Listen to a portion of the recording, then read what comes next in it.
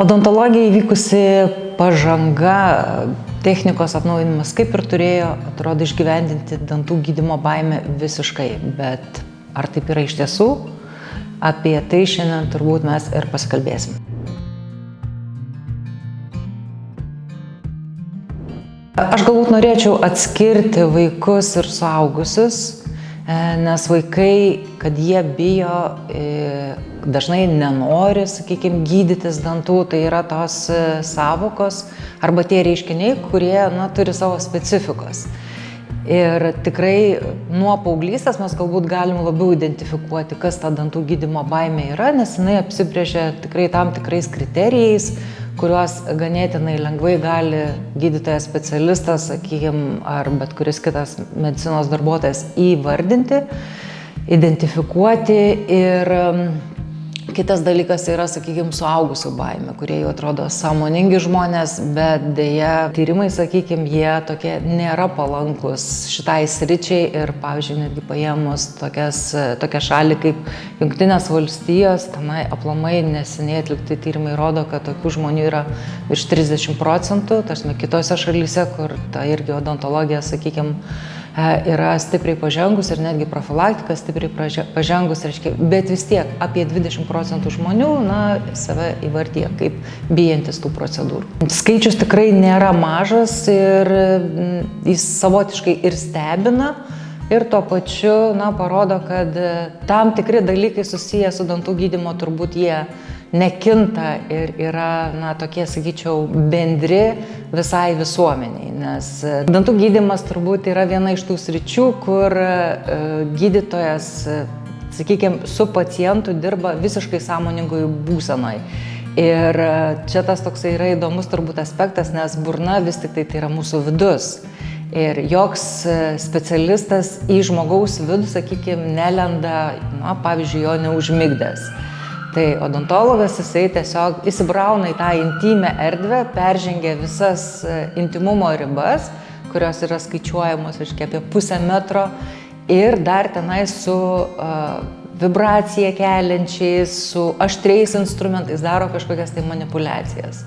Tai žmogui automatiškai turbūt iš tikrųjų natūraliai kyla tas toksai nerimo, baimės jausmas, kad vis tik tai jo nesužalotų ar tenai kažkas tai nenutiktų tokio.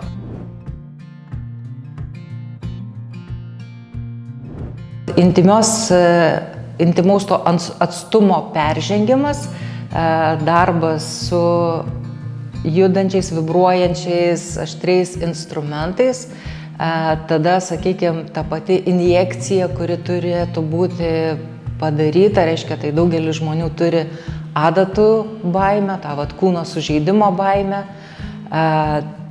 Jeigu kalbėsim ir apie, sakykime, mažesnę tą auditoriją, jaunesnę auditoriją, tai prisideda visi, sakykime, skoniai, kurie nėra jiems malonus ir jie norėtų, sakykime, greičiau viską išspjauti iš tos burnos.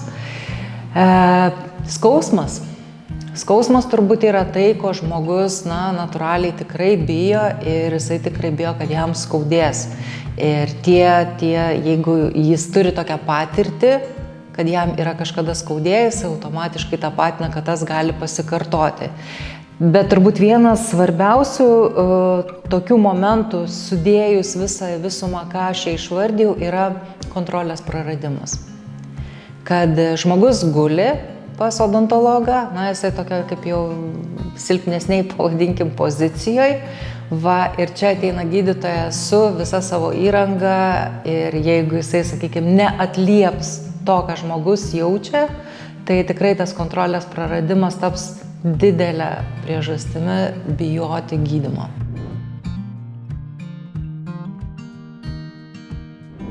Pats blogiausias variantas, kai pacientas neateina dėl baimės. Jis tiesiog apleidžia savo sveikatą, o burnos sveikata yra lygiai taip pat svarbi kaip bet kuri kito organo, sakykime, sveikata. Ir aš čia įvardinčiau, kaip pačią jau tokia nemaloniausia išdava to reiškinio, kas yra dantų gydymo baimė. Taip, kiti požymiai, kuriuos galima pastebėti, tai yra ir nerimastingumas, ir prakaitavimas, viskas, ką sukelia simpatinė, reiškia nervų sistema, ir širdis daužosi, ir jie tenai, kai kurie galbūt gali netgi ir ten, sakykime, bandyti nualpti arba netgi tą padaryti. Tai visokiausių tų nerimo požymių gali išreikšti žmogus atėjęs, kuris bijo. Kai baimė trukdo pačiam gydymo procesui, tai aš manau, kad yra ženklas, kad reikia kažką su tą baimę daryti. Ir jeigu žmogus negali susikaupti dėl to, kad jisai bijo, jisai nepasitikė ir panašiai, tai čia jau medicinos personalo tada jau atsiranda ta užduotis vis tik tai pakalbėti su žmogumi, įvardinti, kas vyksta, nuraminti jį ir užtikrinti, kad žmogus tikrai nepraras tos kontrolės, kad gydytojas nepadarys tai, ko žmogus negali ištverti.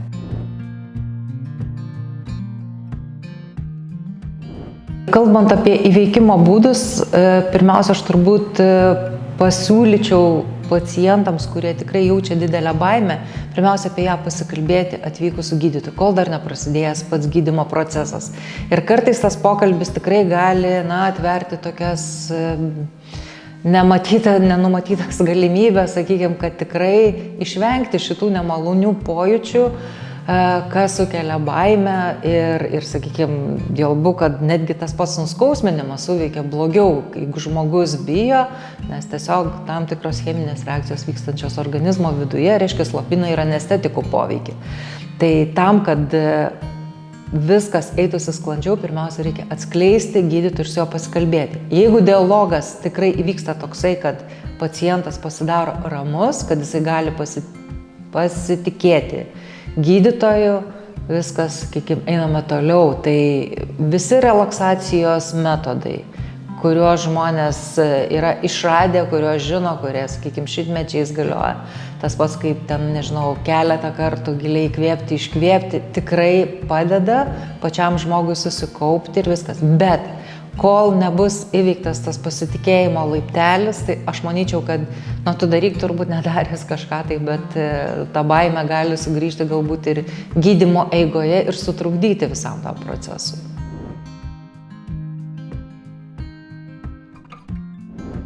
Kalbant apie vaikų baimės, galbūt tai yra toks sudėtingesnis truputėlį pats reiškinys, nes, kaip jau minėjau, dažnai vaikai tiesiog nenori, nors tas yra paslepiama po baimės pavadinimu, nors tai nėra visiškai baimė procedūrų, bet būtent nenoras. Tai tėvai pirmiausia, ką galėtų padaryti ir ką neretai, sakykime, labai gerai padaro, tai tiesiog paaiškina vaikams namuose, ramioj savo toj naminėje aplinkoje apie tai, dėl ko reikia, kas jam bus daroma. Tikrai adekvatus tėvai sugeba surasti tuos būdus, tuos žodžius, kad vaikas, vis tik tai plius minus jau žinotų, kas jo laukia, ypatingai jeigu tai bus kažkas panašaus į jo kitas turėtas medicininės procedūras. Ir tėvai tikrai gali, sakykime, netgi įvertinti, ar vaikas iš viso pajėgus priimti tą dantų gydymą, patį dantų gydymą, nes jeigu yra neįmanoma, sakykime, jam paimti ten į kraujo tyrimo, jo paskiepyti, jeigu tai kelia kažkokią tai didžiulę, sakykime, iššūkius, tai vargu ar tokį vaiką galėtų prišnekinti, kad jisai leistų sugydyti dantis. Tai tai tas, sakykime, paruošimas pagal vaiko paties, sakykime, asmenybę, remiantis jo patirtimis, viskas, tai tėvai tikrai galėtų tą tokį teigiamą gerą indėlį padaryti. Aišku, jokiais būdais tėvai neturėtų gąsdinti gydytojo, nes čia jau padaroma tikrai neabejotina žala visam tam likusiam laukiamam procesui. Pažadėti kažkuo tai atsilyginti vaikui po gydymo irgi ganėtinai, sakykime, kartais aš stebiu, kad veiksmingas metodas. Ir už tą žadamą dovaną tikrai vaikai kartais susikaupia taip, bet aš manyčiau, kad jie labiau būtent tuo metu ne tai, kad bijo, bet jie tiesiog tą savo nenorą, sakykime, paverčia tuo tokiu iškentėjimu kėdėje, kad gautų tą atlygį.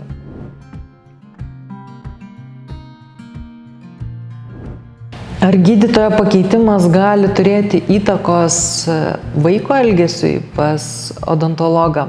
Manau, kad taip. Bet čia vėl turbūt reikalingas tas pirminis susitikimas su gydytoju, kaip konsultacija, kaip pokalbis, apšnekėti iš tikrųjų visus, sakykime, galimus kažkokius tai niuansus, vėl įvardyjant ir vaiko savybės, galbūt jam ir parodant, kas tam kabinete yra, su kokiais instrumentais yra dirbama, ir čia tikrai gydytojas turėtų skirti pakankamai didelį dėmesį, ir tai yra labai svarbus etapas, tokį sukurti, kaip aš įvardiju pradžiai, pasitikėjimo tokį lauką, kad vaikas pasijaustų saugus. Kartais būna, kad ateina su verkiančiu vaiku ir tu tiesiog nesodini jo į kėdę, bet tu pradedi ramų pokalbį su tėvais, aiškindamasis, dėl ko, sakykime, gali būti va čia tas dabar toksai verkimas, ir išeina jie besišypsodami. Vien dėl to, kad tu pašnekėjai, kartais apsiribojama vien tik tai pokalbių, netgi be apžiūros burnoje, bet jau, kaip aš sakau, tu užsidedi tą pliusiuką, kad tu kitą kartą galbūt tą vaiką jau galėsi paprašyti atsisėsti kėdę ir jisai tau parodys. Dažniausiai taip ir vyksta. Bet tas užima laiko, tas, sakykime, ir tokio supratingumo reikalauja iš abiejų pusių, bet tai veikia.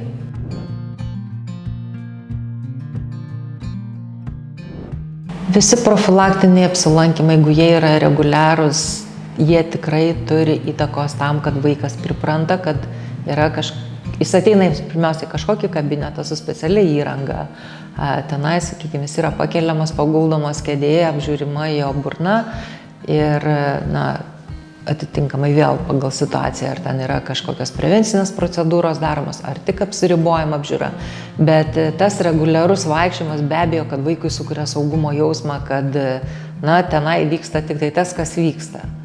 Ir tai gali turėti tikrai ženklios tokios geros įtakos vaiko baimės, sakykime, kontroliai. Ta patvirtina ir moksliniai tyrimai, kad reguliarūs apsilankymai pas gydytoją odontologą ar burnos higienistą, jie tikrai mažina dantų gydymo baimę.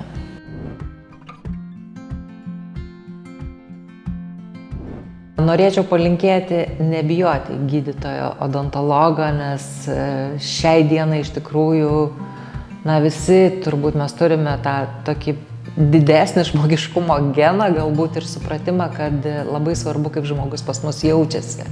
Tai gydytojai odontologai nėra jokia išimtis ir jie tikrai stengiasi tą tiek savo darbą atlikti kokybiškai, tiek ir, sakykime, bendravimui keliami tikrai vis aukštesni ir aukštesni reikalavimai.